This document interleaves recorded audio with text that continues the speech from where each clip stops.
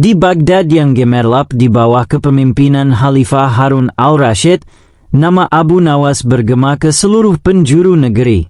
Ia adalah simbol kecerdikan, kelicikan yang suci, dan tawa yang bisa melumpuhkan logika para pejabat istana.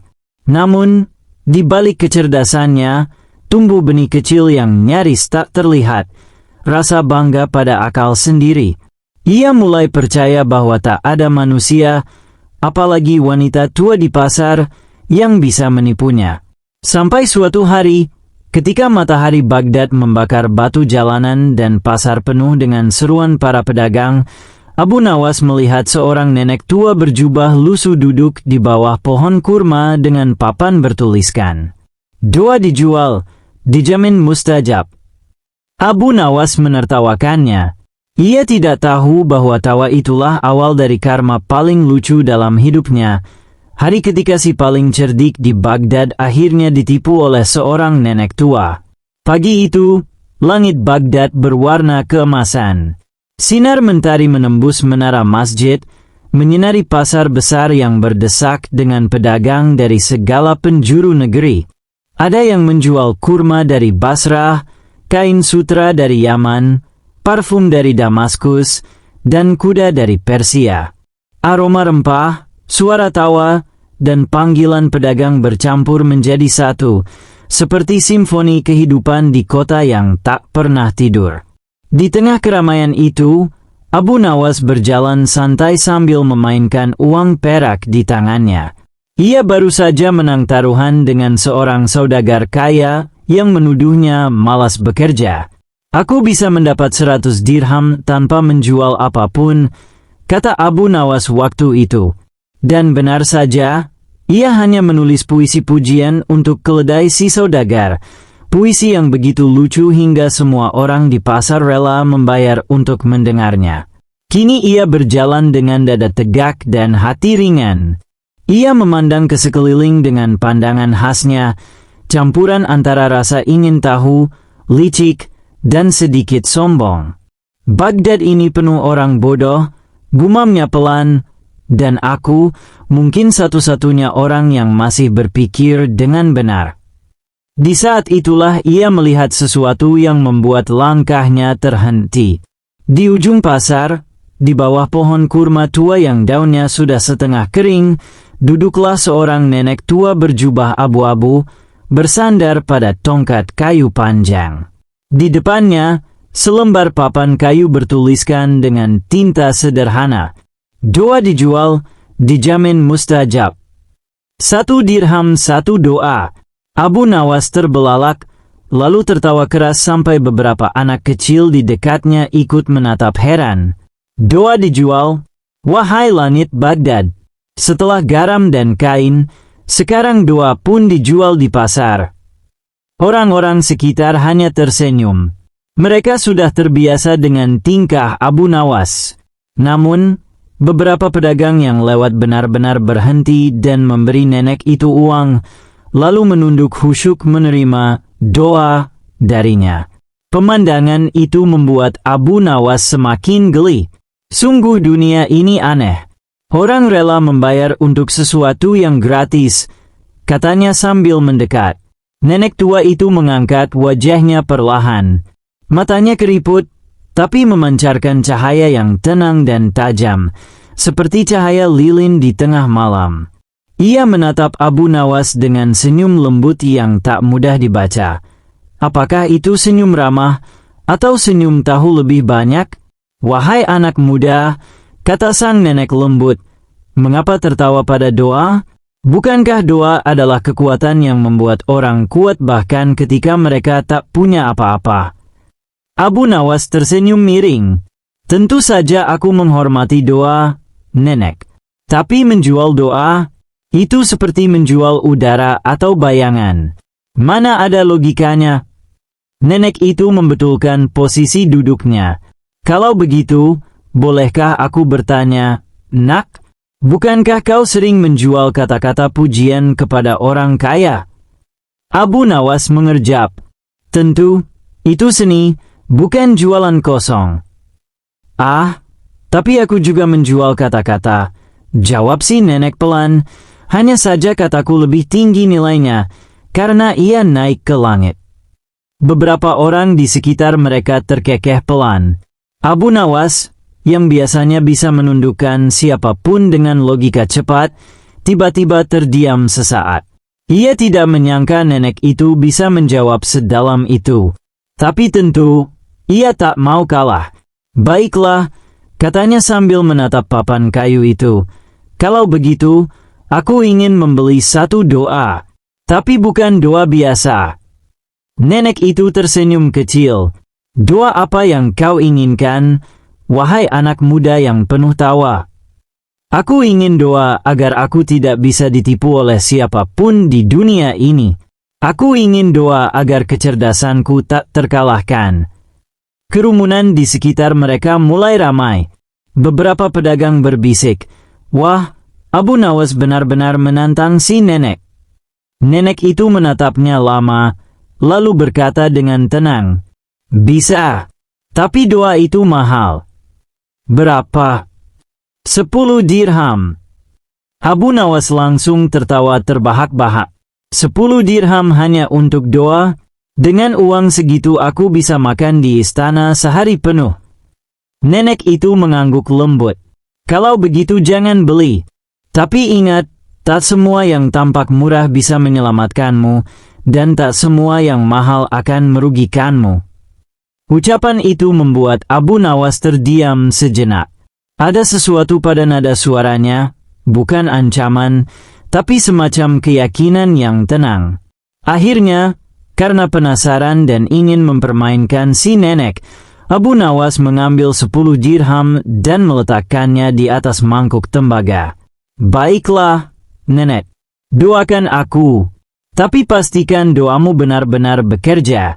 Kalau tidak, aku akan datang kembali dan menuntut uangku." Nenek itu tersenyum. Tangannya gemetar saat ia mengangkat mangkuk dan menengadahkan wajah ke langit. Suara doanya lirih, tapi setiap kata terasa bergetar di udara. "Ya Allah, jadikanlah hamba MU ini selalu merasa paling pintar." Sampai ia belajar bahwa kepintaran sejati adalah sadar bahwa ada yang lebih bijak dari dirinya. Orang-orang yang mendengar doa itu terdiam. Ada yang menatap Abu Nawas, ada yang menunduk. Tapi Abu Nawas malah tertawa keras. "Itu doa? Hahaha. Kalau itu berhasil, aku akan menulis puisi untukmu, nenek." "Tidak perlu," jawab sang nenek lembut. "Aku sudah mendapat puisimu. Namanya kehidupan." Abu Nawas mengangkat alis, tidak paham, lalu berjalan pergi sambil menertawakan si nenek. Tapi di langkahnya yang ringan itu, ada rasa aneh yang menempel, seperti bayangan kecil di belakang pikirannya. Malamnya, saat Abu Nawas beristirahat di rumahnya yang sederhana, kata-kata nenek itu terus bergema di kepalanya. "Jadikanlah ia selalu merasa paling pintar." Ia tidak tahu bahwa doa itu sedang mulai bekerja, pelan-pelan, halus, tapi pasti. Karena keesokan harinya, ia akan bertemu lagi dengan nenek yang sama, tapi kali ini bukan sebagai pembeli doa, melainkan sebagai korban dari kecerdikannya sendiri. Keesokan harinya, Baghdad masih ramai seperti biasa. Tapi bagi Abu Nawas, pagi itu terasa sedikit ganjil. Ia terbangun dengan perasaan aneh. Entah mengapa, ia merasa lebih pintar dari biasanya. Setiap suara ayam berkokok terdengar seperti puisi.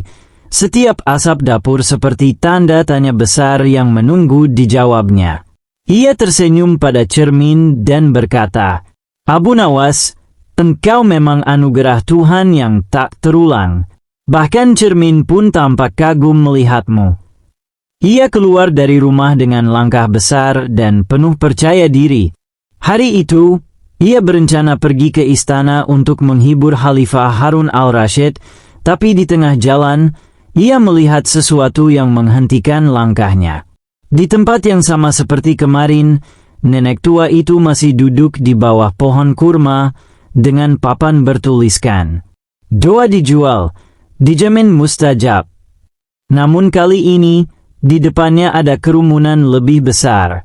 Orang-orang berebut memberi kain, memohon doa panjang umur, jodoh, rezeki, bahkan beberapa pejabat kecil tampak ikut berdesakan di antara rakyat. Abu Nawas mengerutkan alis. Ini tidak masuk akal. Orang Baghdad benar-benar kehilangan logika, gumamnya. Ia maju menembus kerumunan, berdiri di hadapan nenek itu dengan tangan di pinggang seperti hakim yang hendak memberi vonis. "Nenek, kau masih di sini menjual doa palsu."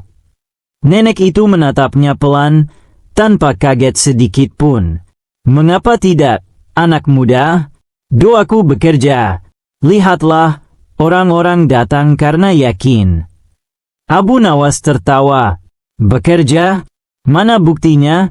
Doaku kemarin bahkan belum terasa apapun. Aku tidak menjadi lebih bijak, tapi aku memang merasa lebih pintar." "Itu artinya doaku bekerja?"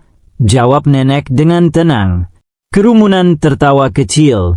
Abu Nawas sedikit tersentak, tidak menyangka dijawab secepat itu. Ia ingin membalas, tapi bibirnya justru tertahan. Entah mengapa, ia merasa semua kata yang akan ia ucapkan akan berbalik melawannya. "Baiklah," katanya akhirnya, "kalau begitu aku ingin melihat kehebatanmu. Doakan seseorang di sini dan buktikan bahwa doamu mustajab." Nenek itu tersenyum. Ia menatap ke sekeliling, lalu menunjuk seorang pemuda kurus yang membawa gerobak kosong. "Kau ingin apa, nak?" "Aku ingin daganganku laku, nenek." "Berapa lama kau ingin menunggu hasilnya?" "Kalau bisa, hari ini juga." Nenek menengadahkan tangan, berdoa pelan. Setelah itu, ia berkata pada pemuda itu, "Sekarang pergilah, dan jangan berhenti di toko pertama yang kau temui." Pemuda itu menunduk, lalu pergi. Abu Nawas mendengus pelan. "Itu saja? Itu bukan doa, itu nasihat bodoh." Namun hanya beberapa saat kemudian, seorang pedagang rempah datang tergesa-gesa membawa 2 karung barang. Ia mencari-cari seseorang sambil berteriak, "Siapa yang mau bantu aku angkut barang ini ke rumah? Aku akan bayar 2 dirham." Pemuda tadi kebetulan lewat di depan toko itu, dan langsung dipanggil. Orang-orang di pasar bersorak, tertawa, dan bertepuk tangan. "Doa nenek itu manjur," seru mereka. Abu Nawas terdiam. Matanya berkedip cepat, mencoba mencari penjelasan logis, tapi situasi terjadi begitu alami. Ia menatap si nenek dengan sedikit kagum, tapi cepat-cepat menutupinya dengan tawa sinis. "Kebetulan, nenek. Itu kebetulan." "Mungkin," jawab si nenek, "tapi bukankah kebetulan pun adalah bagian dari cara Tuhan menjawab doa?" Kata-kata itu menempel di telinga Abu Nawas seperti lintah di batu licin. Ia mencoba menepisnya, tapi tak bisa. Malamnya, Abu Nawas tak bisa tidur. Ia berbaring sambil menatap langit-langit rumahnya yang retak. Apakah benar doa itu bekerja? Ataukah aku yang tertipu oleh pikiranku sendiri? Gumamnya. Ia menertawakan diri, lalu bangkit dan memandang ke luar jendela. Bulan tampak bundar penuh, menyoroti jalanan sepi Baghdad. Di kejauhan, suara azan malam terdengar lembut. Abu Nawas menatap bulan lama sekali, lalu berbisik, "Ah, nenek itu memang pintar bermain kata.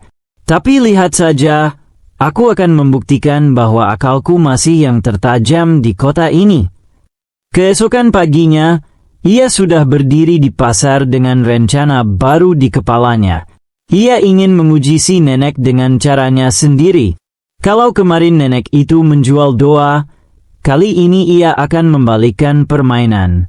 Ia duduk di seberang tempat si nenek biasa duduk dan memasang papan tulis besar bertuliskan, "Ujian keajaiban, siapa percaya doa, mari buktikan." Abu Nawas menantang penjual doa di seberang jalan. Kerumunan segera terbentuk. Orang-orang tertawa, sebagian menonton, sebagian berdebat. Nenek tua itu hanya menatap dari jauh, tidak marah, tidak tersinggung, hanya tersenyum dengan kedamaian yang misterius. Abu Nawas memanggil keras.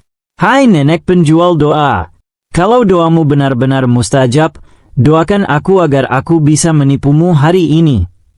Kerumunan terdiam. Beberapa menutup mulutnya menahan tawa. Namun, nenek itu tetap tenang. Ia berdiri perlahan, mendekati Abu Nawas sambil menatap lembut. "Baiklah, nak," katanya lirih, "aku kabulkan tantanganmu." Ia menengadahkan tangan dan berdoa dengan suara pelan, hampir tak terdengar. Abu Nawas menunggu dengan senyum licik. Setelah doa itu selesai, ia berkata, "Sekarang bersiaplah, nenek. Aku akan menipumu." Dengan cepat, Abu Nawas mengeluarkan kantung kain berisi uang dan berkata, "Aku ingin membeli semua doa yang kau miliki. Tapi aku ingin membeli dengan kain ajaib, kain yang bisa kembali padaku setelah sehari. Kau mau?" Nenek itu mengangguk pelan. "Kalau itu maksudmu, baiklah. Aku jual semua doaku." Abu Nawas menyerahkan kain emas, lalu pergi sambil tertawa. Orang-orang di pasar kagum, Abu Nawas berhasil menipu si nenek, teriak mereka. Tapi keesokan harinya, ketika Abu Nawas membuka kantungnya, kain emas itu tidak kembali. Yang ada hanya selembar kertas kecil bertuliskan tulisan halus. "Doaku sudah bekerja. Kau berhasil menipuku, tapi lihatlah, kau kini kehilangan akal sehat karena terlalu percaya pada tipu daya sendiri." Abu Nawas terdiam lama. Ia membaca tulisan itu berulang kali. Lalu, tanpa sadar, ia tertawa terbahak-bahak. Aku benar-benar ditipu oleh doaku sendiri." Tapi di antara tawa itu, ada getar kecil di hatinya, getar yang belum pernah ia rasakan sebelumnya, rasa kagum yang tulus. Untuk pertama kalinya dalam hidupnya, Abu Nawas merasa bodoh dengan cara yang indah. Dan sejak hari itu, orang-orang di Baghdad berkata, "Hati-hati bila menertawakan penjual doa, sebab bisa jadi doanya justru bekerja untukmu." Sedangkan Abu Nawas, setiap kali melewati pasar dan melihat nenek tua itu, ia menunduk hormat sambil berkata, "Doamu benar-benar mustajab, wahai guru tak bernama."